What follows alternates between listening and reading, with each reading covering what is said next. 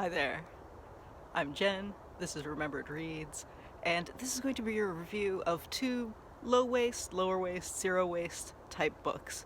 Because this is the time of year when a lot of people are making resolutions towards things like going low waste or zero waste. So I thought it would be interesting to take a look at two recent releases that I picked up recently. So the first of these two books is Shia Su's Zero Waste, Simple Life Hacks to Drastically Reduce Your Trash. This was published in 2018 in English, was translated and localized by the author herself from the original German version, which came out in 2016. She moved from Germany to Canada around the time that the original German edition came out.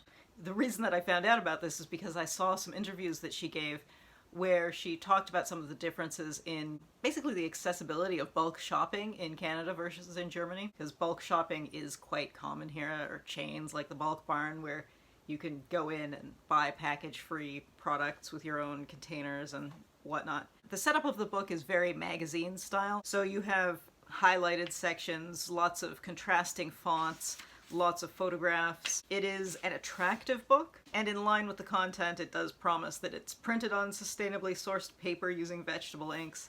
It is stitched rather than glued, which is always nice to see. It has interesting lists of tips in terms of, for example, kitchens, closets, things about cluttering, things about how to shop and where to shop. She also has a section of recipes primarily for cleaning, which I think is nice to have in one place, because I think the issue with a book like this is you do ask yourself, what is in this book that isn't available on the blog? And the answer, as far as I could tell, is not that much, but it is a convenient package, and I think the recipe section is probably what you would use as the sales pitch for this, aside from just a desire to support the author, I suppose. Because, I mean, it is a product that you end up owning, and if you don't need to have this physical item, you should probably, from an environmental perspective, just read her blog. However, I did enjoy reading this, and I think the main benefit is that even though I got this out of the library, I read it quickly enough after I'd gotten it out that I could then lend it to my mother, who would not have been reading the blog. So that was useful. I think the challenge with any zero waste lifestyle book is that by producing a physical item, are you producing waste? Because is this something you're going to keep for the rest of your life? And that's, of course, is a question that any reader will have to answer themselves. I appreciated having this all in one place. And it is an attractive package. If you're a person who has a lot of conversations about reducing waste in one's personal life, and you are someone whose friends will give you back books after they borrow them, and aren't like most of my friends who tend to steal the books that I lend them, with a few exceptions, then I think this might be a nice book to have on hand to share with people. But there is, of course, the dilemma of being zero waste and buying something that is essentially content that you could read online without having an additional item in the world. So I like this book. I think it has a lot of great tips. However, having an actual physical book does seem slightly at odds with zero waste as a movement. The second book that I picked up is a book that I was decidedly less impressed with, and that is Fuck Plastic, or Bleep Plastic if you prefer. 101 Ways to Free Yourself from Plastic and Save the World.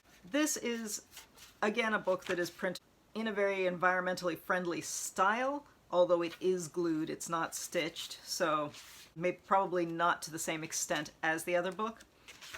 This has a pretty solid introduction in terms of the impact of non-biodegradable plastics on the world. However, in terms of the rest of the content, it really is just a list of 100 items. Each page has one item, which means that most of the page is not filled.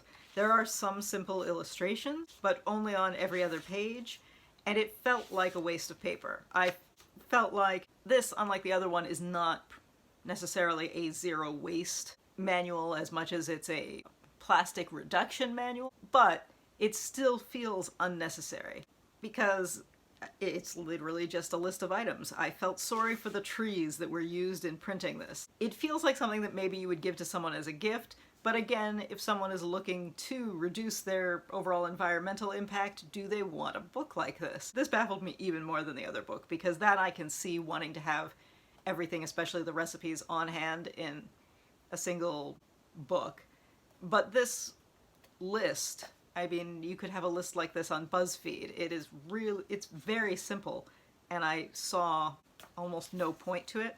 I'm also going to note there is no author or illustrator mentioned for this. It's only mentioned as being from Rodale Books, and I find that to be odd as well, because who wrote this? So I'm baffled by this one.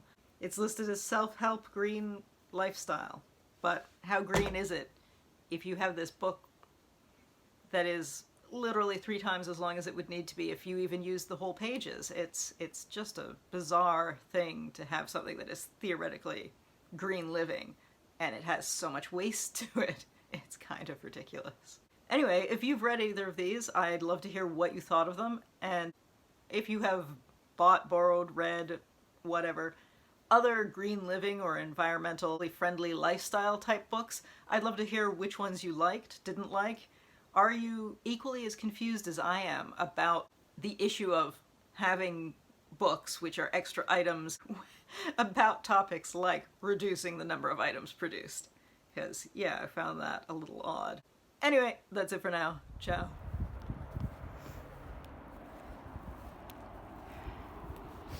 Gunther.